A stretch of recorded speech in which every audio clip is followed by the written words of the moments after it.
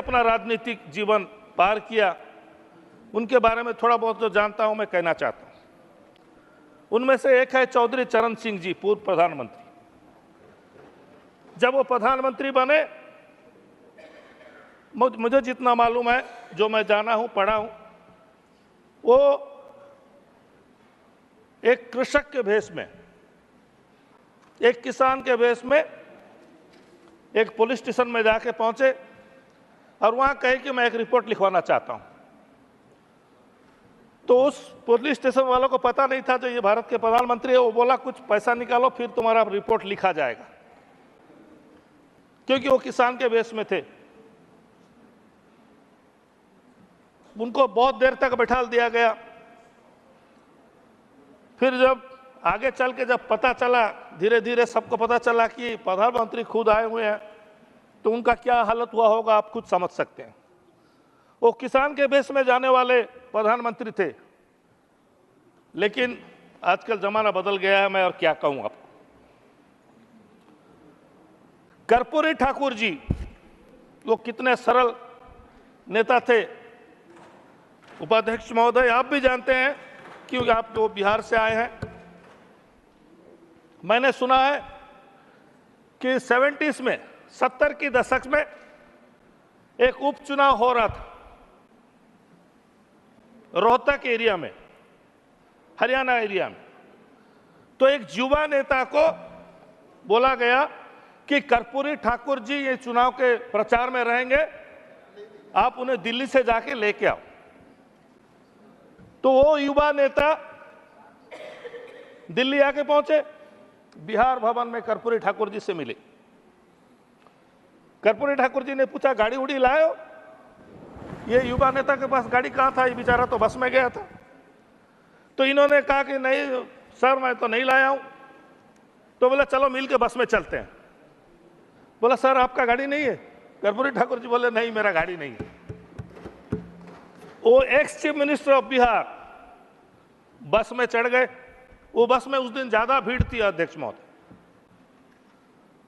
बस में खुंदा खुंदी ठेला पेला ऐसा हो रहा था बहुत जोर से, जिसको हम उड़िया में ठेला पेला बोलते हैं।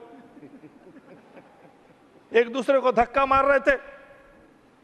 तभी ये जो युवा नेता ने कहा कि मैं किसी को बोल देता हूं कि एक्स चीफ मिनिस्टर है, जगह मिल जाएगा। वो बोले नहीं नहीं नहीं, नहीं कोई जरूरत नहीं है, मैं खड़े होकर जाऊंगा।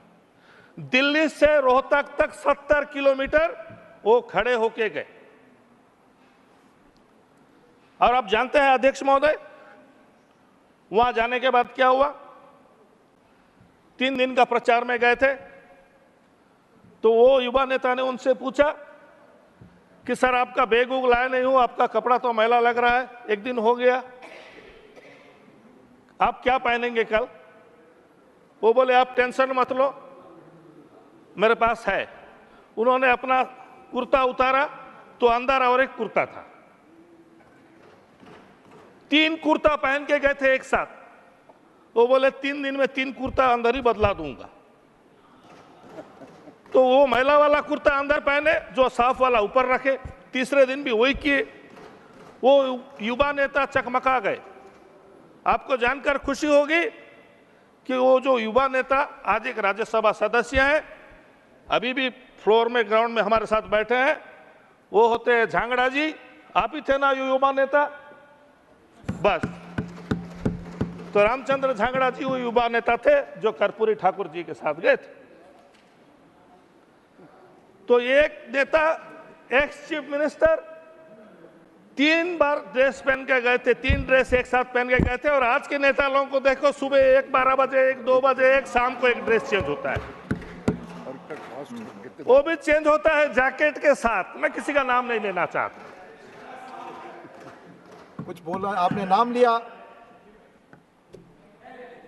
उनको बोलने दीजिए, कंटिन्यू करने दीजिए। थैंक यू, धन्यवाद, धन्यवाद। बहुत स्पीकर हैं, सबको समय मिले, प्लीज बोलने दीजिए, प्लीज।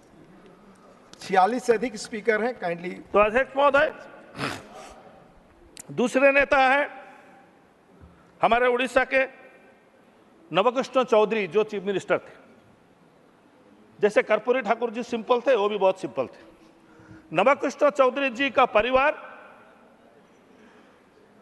उनके बड़े भाई जो थे गोपबंधु चौधरी, उनकी जो पत्नी थी रमा देवी, मां रमा देवी के नाम से सब जानते हैं, वो महात्मा गांधी जी के साथ स्वाधीनता आंदोलन में जोगनी थी। नमकृष्ण चौधरी जी के जो पत्नी थी मालती चौधरी जी, वो संविधान सभा की एक सदस्य थी। उनका बेटा गोपबंधु चौधरी जी का बेटा मनमोहन चौधरी, जो 7 साल की उम्र में स्वाधीनता आंदोलन में योगदान करके जेल गए थे, काफी दिन तक वो जेल में थे, इसीलिए उन लोग वो बचपन से पढ़ाई नहीं कर सके, स्कूल का पढ़ाई नहीं कर सके उनका बेटा। लेकिन भविष्य में वो एक बहुत बड़े रिसर्च इन पदार्थ विज्ञान में वो रिसर्च करे, बिना पढ़ाई के, बिना स्कूल जाके। ये पूरा परिवार बहुत सिंपल सिटी में जीते थे। मैंने सुना है एक बार मुख्यमंत्री नमकृष्ण चौधरी जी ने, उनका पूर्ण बहुमत था, विधानसभा में उनका पूर्ण बहुमत था, लेकिन 2 सदस्य का मत भिन्न था। बहुमत था उनका, लेकिन 2 सदस्य का मत भिन्न था। माने वो नमकृष्ण चौधरी जी को कुछ चीज के लिए अपोज कर रहे थे।